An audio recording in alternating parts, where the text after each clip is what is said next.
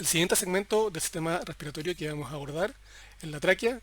La tráquea es un tubo corto y flexible, de alrededor de 10 centímetros de largo, 2,5 centímetros de diámetro, y va desde la laringe hasta donde se bifurcan por primera vez los bronquios primarios. Acá hay cuatro capas bien definidas: una capa mucosa, una submucosa, una capa de cartílago y una capa de adventicia.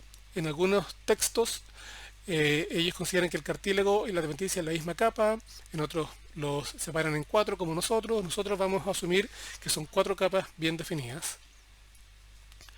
El epitelio traqueal, al igual que en la parte de la laringe que no recubría las cuerdas vocales verdaderas, corresponde a un epitelio respiratorio. Recuerden, un epitelio respiratorio es siempre un epitelio pseudo cilíndrico, ciliado con células caliciformes.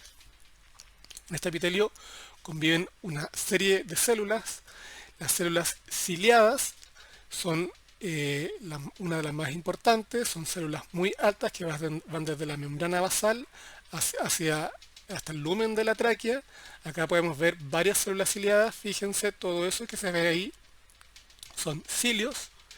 Estos cilios tienen un movimiento constante, coordinado, que recibe el nombre de barrera mucociliar cuando llega un agente externo, por ejemplo una partícula de polen, inventemos. Esto, este movimiento coordinado permite que esto sea expulsado del sistema respiratorio. El segundo componente son las células caliciformes. Acá tenemos una célula caliciforme y otra célula caliciforme. Estas células caliciformes se caracterizan por un citoplasma rico en gránulos de musígenos. Estos gránulos son cromófobos, no se tiñen ante los colorantes normales, por lo tanto, como en este caso, se ven blancos. El segundo tipo celular que podemos encontrar en el epitelio respiratorio son las células caliciformes. Las células caliciformes se caracterizan por tener un citoplasma rico en gránulos de musígenos.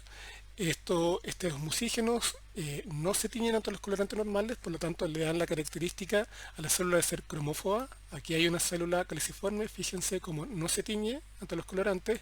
Estos gránulos son secretados al exterior y permiten, dentro de otras cosas, lubricar la superficie del epitelio.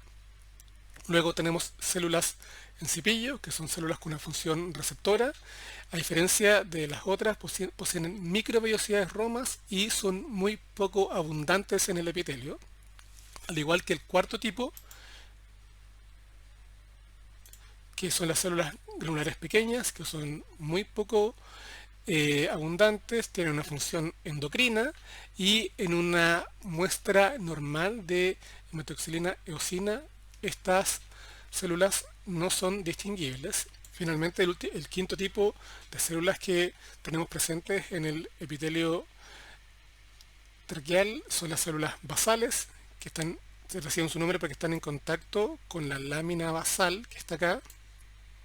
Las células basales son células cortas, muy bajas, siempre adheridas a la membrana basal. Estas, a diferencia de las anteriores, son muy abundantes. ¿Por qué? Porque su función es proliferar y diferenciarse hacia todos los otros cuatro tipos de células respiratorias. Por lo tanto, sirven de reserva y reemplazan a los otros tipos de células que están en este epitelio. Si ustedes se fijan en el Power, las células ciliadas, las caliciformes y las basales están marcadas con negrita, y eso es porque son las únicas tres tipos de células que en una preparación histológica podemos distinguir sin duda. Las células en cipillo y las células granulares pequeñas se distinguen solamente con marcadores especiales, por ejemplo con una inmunohistoquímica. En una muestra normal como la que nosotros vemos y vamos a ver en el trabajo práctico, estas no se pueden distinguir. Acá hay una microfotografía electrónica. Acá en la parte basal tenemos nuevamente nuestra membrana basal. Como les decía, acá están las células basales, que están pegadas siempre a la membrana basal. Las células ciliadas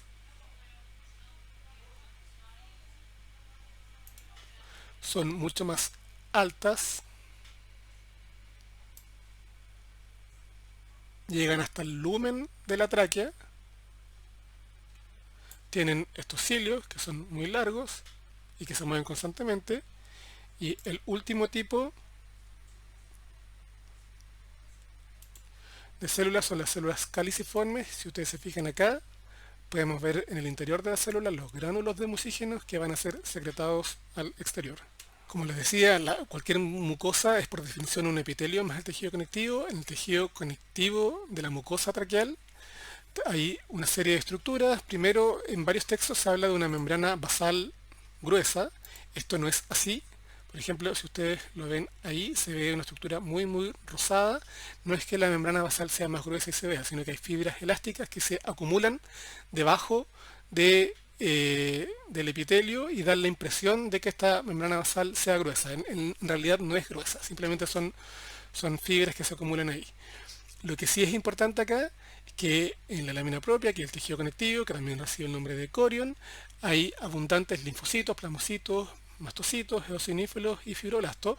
Todas estas células, salvo los fibroblastos, son células del sistema inmune y en su conjunto reciben el nombre de MALT, que es tejido linfoide asociado a mucosa. En todos los órganos que están expuestos constantemente a ambiente externo, por ejemplo, el sistema digestivo, el sistema respiratorio, hay muchas células del sistema inmune bajo los epitelios que patrullan constantemente todo lo que ingresa a ese órgano para evitar que cualquier patógeno pueda ingresar a nuestro organismo.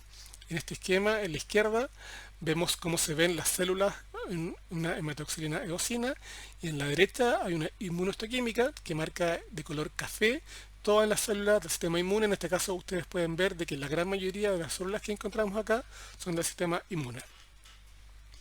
Bajo la mucosa tenemos una submucosa. El límite entre la mucosa y la submucosa es muy poco distinguible. En muchos textos hablan de una membrana elástica. En la vida real esa membrana no se puede distinguir.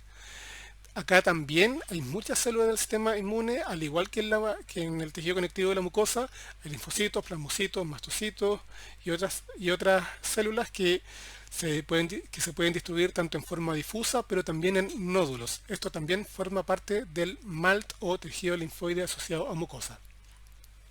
El tejido conectivo en la submucosa es del tipo laxo. Esto es importante porque acá es laxo, por ejemplo, en la submucosa del sistema digestivo es tejido conectivo denso.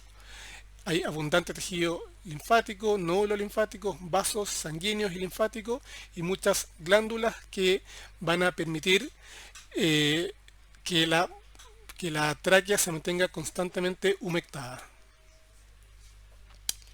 Forma más externa tenemos los famosos cartílagos traqueales, que son 16 a 20 anillos con forma de C. Esto es cartílago hialino, no tiene ninguna otra particularidad. Esto ya lo vieron en su clase de tejido cartilaginoso, así que no nos vamos a enfocar en esto. Y por fuera tenemos una adventicia. Esta adventicia fija la tráquea a las estructuras contiguas del cuello y el mediastino. Como cualquier adventicia, muchos vasos sanguíneos, muchos nervios que irrigan y vascularizan esta adventicia por la parte más externa del órgano.